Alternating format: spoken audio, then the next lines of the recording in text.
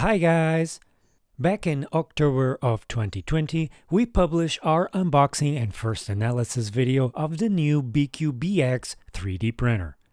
Since then, we have been testing and fixing a few issues, and now we are ready to give our final feedback about this printer. You want to know more? Then stay tuned.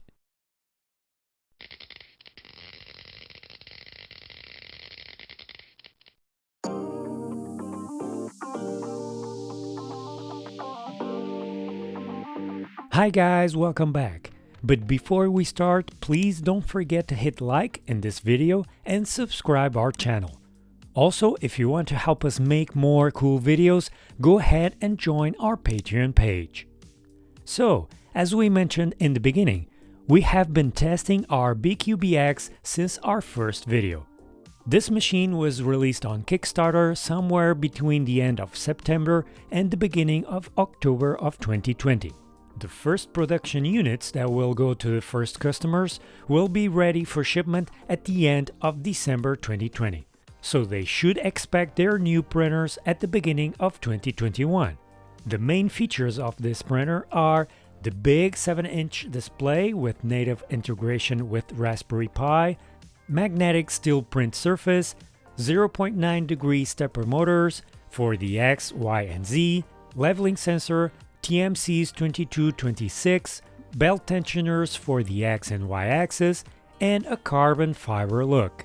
This carbon fiber is applied to the metal profiles by water transfer. The print volume is 250 by 250 by 250 millimeters. The machine that we received to evaluate was one of the pre-production beta units, and since then some changes have been made and should be included in the first production units that customers will receive. But we will get there in more detail in a few minutes. The detailed analysis of all the components can be seen in our first video, and you can find the link for it below in the video description, so please don't forget to see that video as well. Okay, let's start with the assembly. This machine comes mostly built, and it will only take 15 to 20 minutes to assemble everything. The first step is to assemble the top half to the base of the printer, using 2 screws on each side and from the bottom. The display is installed at the front right side with 4 screws. The print head also needs to be assembled to the X-axis carriage with 4 more screws, 2 on each side. This print head includes the hot end extruder and extruder stepper motor and fans for the hot end and layer cooling. The print head is very similar with the Hemera, but smaller and lighter, and includes more things that the Hemera does not, like the layer cooling fan and fan duct. Regarding the hot end, customers will receive an upgraded version of the hot end and hot end heatsink. Finally is the filament spool holder, which is installed at the top of the printer. The electrical connections between the print head and the main board are done with this HDMI cable. The beta units had an issue with this cable because it was falling on the print area and it was hitting the filament spool when reaching the top. We were able to secure the cable in such a way that it will no longer fall over the printing area, but we could not fix the issue at the top. To fix this, the manufacturer replaced the straight HDMI cable with a 90 degrees one. This new cable will go through the right side along the X gantry, it's secured to the right Z carriage, and this way fixing both issues that the previous cable had. The cable looks well secured at the socket side, and as for durability, only time will tell. So far, we had no issues with this. While inspecting the printer, we noticed that our unit had the lead screw nut mounts a little bent. While moving the Z, we could also see that one of the lead screws was also bent. We had to straighten the mounts and replace the bent lead screw with a compatible one from a different printer to proceed with the tests. Since this printer has 2 Z stepper motors and lead screws, but no belt connecting the 2 and only 1 Z end stop, we have to level the X gantry before we can use the printer. The way we do this is we use a caliper or an item like this glue stick and use it on both sides to level the X gantry by rotating each lead screw by hand. After this, if you don't rotate any of the lead screws by hand or mess with the leveling of the X gantry, we believe that we only need to do this once since the system does not appear to move even with the power turned off. The printers that will be sent to the customers will also have an upgrade on the braces for the Z lead screws at the top of the frame and will have new idler pulleys on the Y-axis to prevent wear. As for the main board and drivers, this printer is equipped with their own 32-bit board and 5 TMC's 2226 drivers. One other thing that was upgraded on the printers that customers will receive is the main board version. Our beta unit has version 1 and customers will receive version 2. One of the main features of this printer is this big display, which includes a USB and SD card slot at the back, and also direct connections and support mounts for easy installation of a Raspberry Pi. To connect the Raspberry Pi to the display, we have a display daughter board, and for power and HDMI, there are 2 smaller boards. Since the Raspberry Pi models 3 and 4 have different HDMI and power connector types, the manufacturer included different adapters. You use one of the small boards depending on which Raspberry Pi you have to install. Our beta unit received this first version display.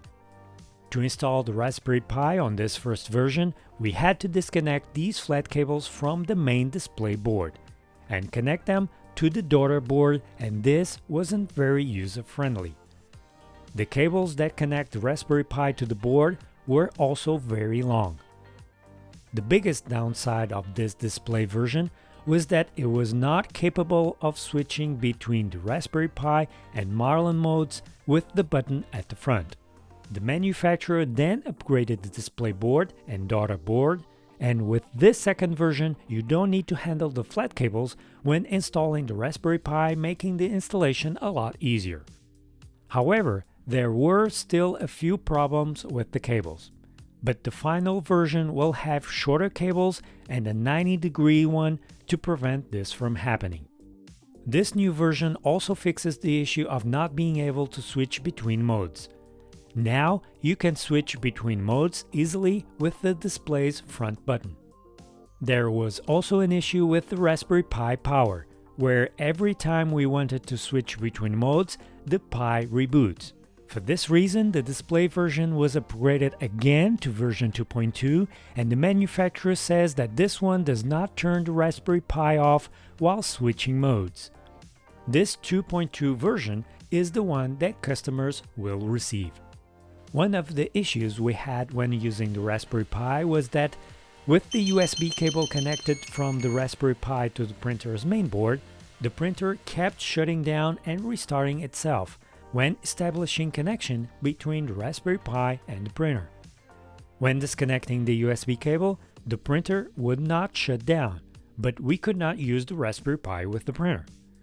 The reason for this was the memory card inserted in the printer when starting the Raspberry Pi communication. It seems that there is a conflict in the firmware with the memory card and the Raspberry Pi connection at that specific time, making the printer shut down and reboot. So, to avoid that, we cannot have the memory card inserted before the communication starts, and only insert the memory card after the communication between the Raspberry Pi and the printer has started. For the Raspberry Pi environment, the manufacturer developed the OCTOBTT environment.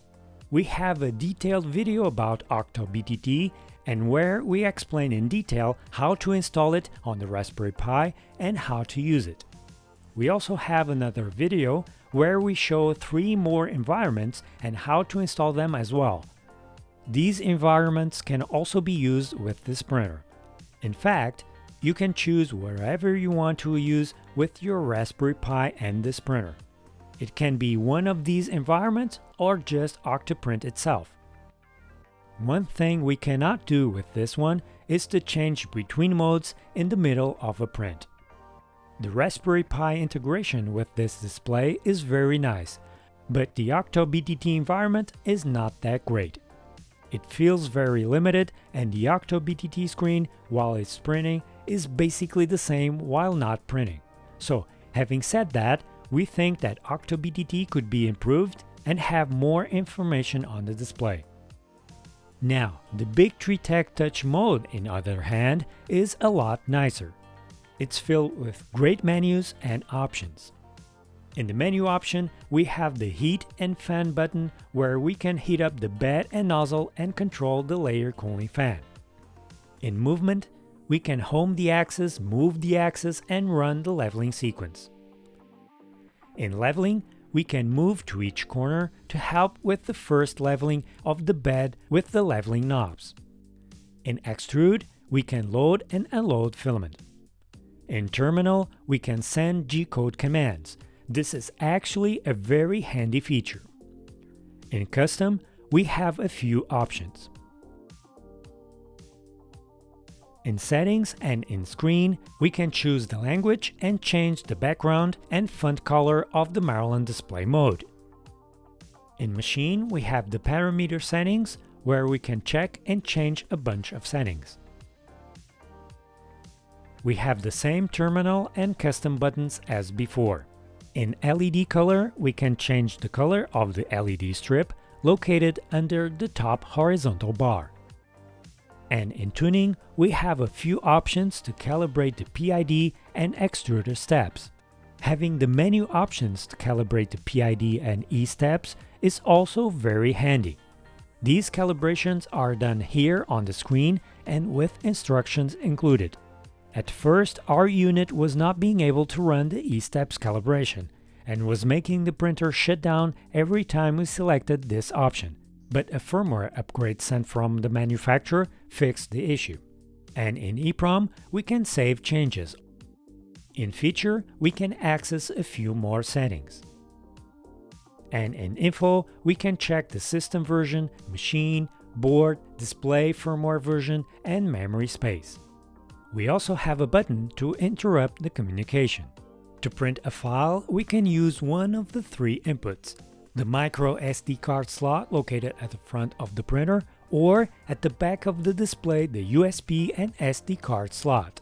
As for the Marlin mode, it is basically the same menus we can find in other Marlin printers, but with this different look. The background and font color in this mode can be changed in the Bigtreetech Touch mode as we have shown.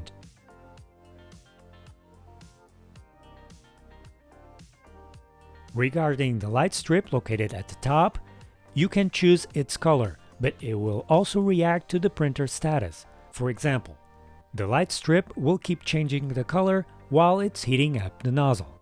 It's a way for you to know when the nozzle has reached the set temperature. It will turn green when the print is finished, and it will turn red when getting an error. The light strip will illuminate the print area, but not the nozzle area where it's actually printing. There's also a small white LED at the back of the print head, but the nozzle will always be in the shadow. To load the filament is super fast and easy.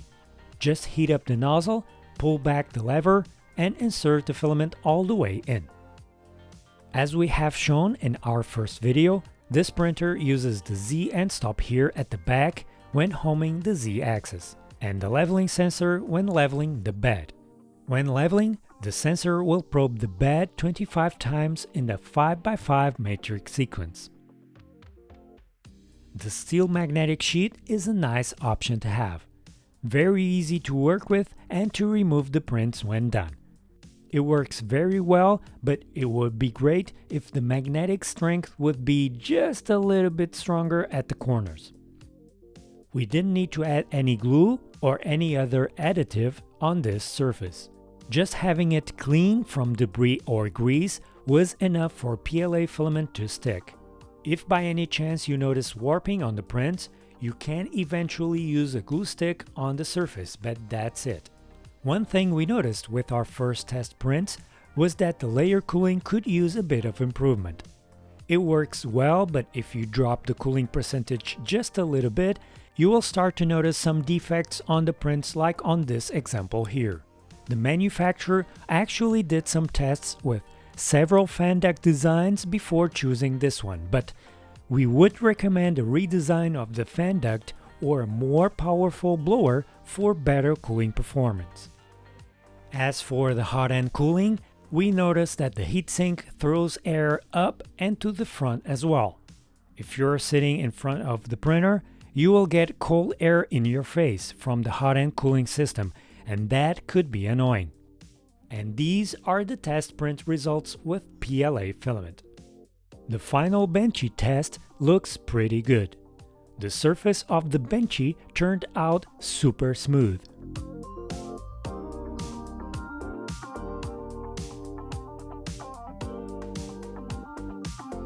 We can see some small issues on the cabin, but we think that those are related with the cooling as we just mentioned.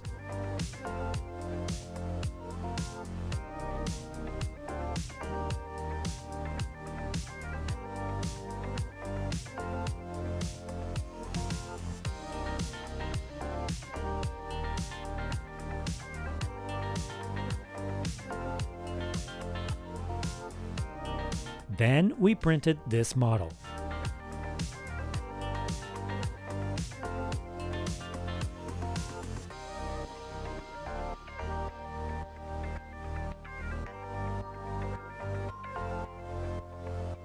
With this one, we can see all the small details from the design on the surface.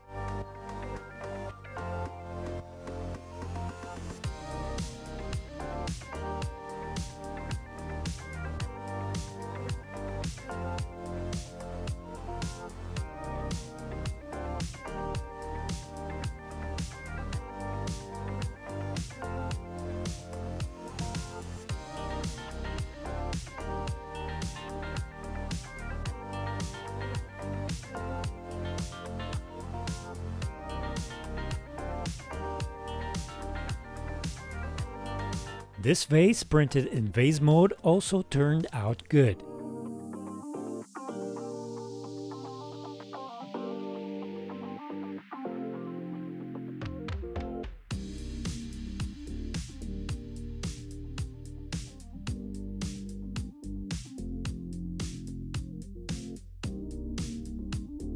On the walls, we can see the triangles from the STL file. The lines are also from the design. They are not defects.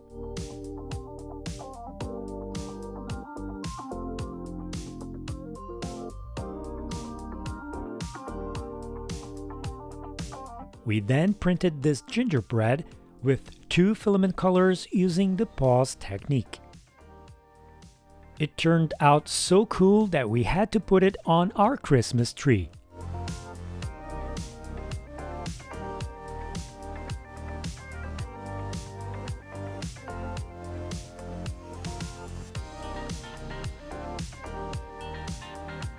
We also tested printing with flexible filament.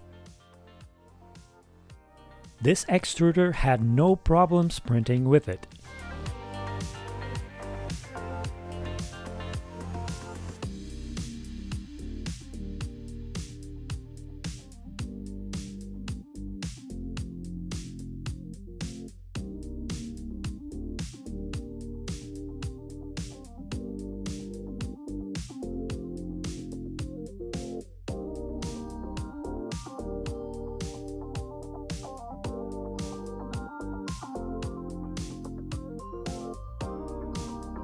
Okay, this is what we wanted to show you about the new Biqu BX 3D printer. For a more detailed review, it would be interesting to do with one of the final production units. And that's it, you guys. Hope you enjoyed the video, and if yes, please give us a like. We will see you guys next time. Bye!